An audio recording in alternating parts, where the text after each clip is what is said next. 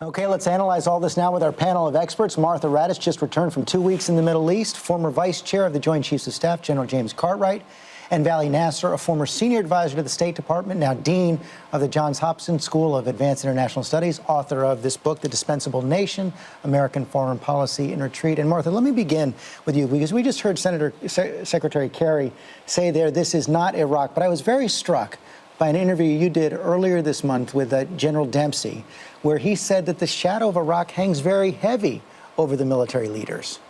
I think it does. I think they look at that all the time, and it always hangs over the American public, too. This idea that the public and that the military is war-weary, the American public and the military is war-wise. They've been through this before. And what struck me this week is listening to the President and Secretary Kerry saying, this will not be an open-ended commitment.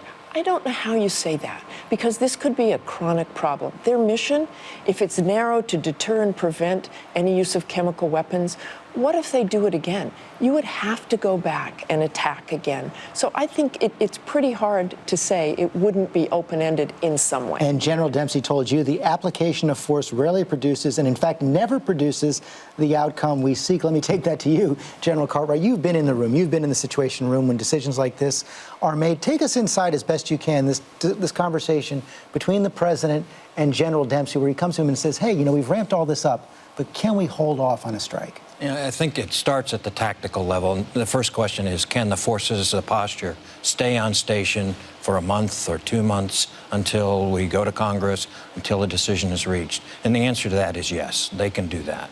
The second question is, will the targets stay that they have used or planned to carry out this strategy? Will they be there when we go, or will they be moved and be someplace else?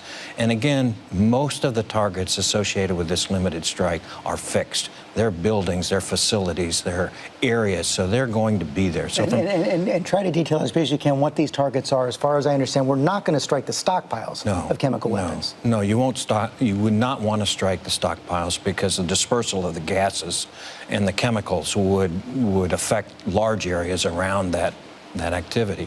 But what you want to try to touch is in this idea of prevent, which I don't think is possible, but the idea of deterring the use of these chemicals in the future.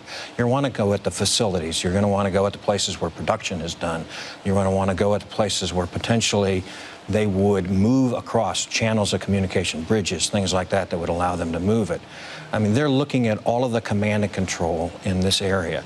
So the question becomes, are those targets going to be valid a month from now? Or will they be moved, et cetera? They're not going to move. And Vali Nasr, we've gotten some early indications from Syria. Again, we saw Terry Moran say that Assad regime is declaring victory. I wonder how this is seen in the rest of the region. The President says that if we go to Congress, it's going to be a sign of strength. Is that the way it's seen in the Middle East? Well, if the Congress were to decide very quickly, yes. But the perception is that the decision is now thrown into the gridlock of American politics, and that doesn't really give a sense that either Assad would think that if he did this again, there would be an easy decision, or our allies would think that America is ready to make quick decision. This is going to be effective. We can only shore up our credibility if we make timely decisions, and then if we act in an appropriate time, manner, and then effectively. Right now, that's not the perception. And what would an effective strike be? Well, we have to first have a quick decision-making, and an effective strike cannot be declared ahead of time that it's going to be limited, they will not change the course of the war, and that every time we're going to make these decisions, it's going to be going through the whole process of American domestic political wrangling. That does not make a case for deterrence for Assad. And it does seem, Martha Raddatz, that the White House and the administration are trying to walk a very fine line here. They want to punish Assad, but they want to assure the entire American public, hey, we're not getting in any deeper. But I was struck by something General Anthony Zinni, the former head of CENTCOM, said this week. He said you can't be a little bit pregnant with strikes like this. It's true, and it is a fine line, and it opens up the possibility of what in the world is the strategy here? What is the long-term strategy? I think you were getting to that with General Dempsey. What are we trying to do eventually with this narrow strike, and what will the effect of that strike be, not only here at home, but in Syria, but the entire region? And now he's forcing, essentially, Congress to walk the red line that he drew. And General Dempsey, is it fair to conclude, and I've seen a fair amount of reporting on this, that the military overall is skeptical of the effectiveness of very limited strikes like this? Historically, trying to punish someone with a limited strike has not been an effective deterrent.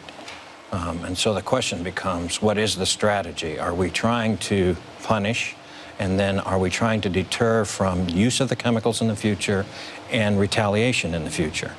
And if that's the case, then what is the appropriate target set? What is the appropriate military action that would at least lead us in that direction? And one of the things the region has seen, Vali Nasr, though, is a president who has done just about everything he can to avoid getting excessively entangled in the conflicts of the Middle East.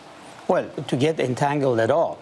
And I think that's still his message, that he wants only to punish Assad because he violated the red line. We don't want to get involved in Syria. We don't have any view about how this war ends. We're not articulating what is at stake here.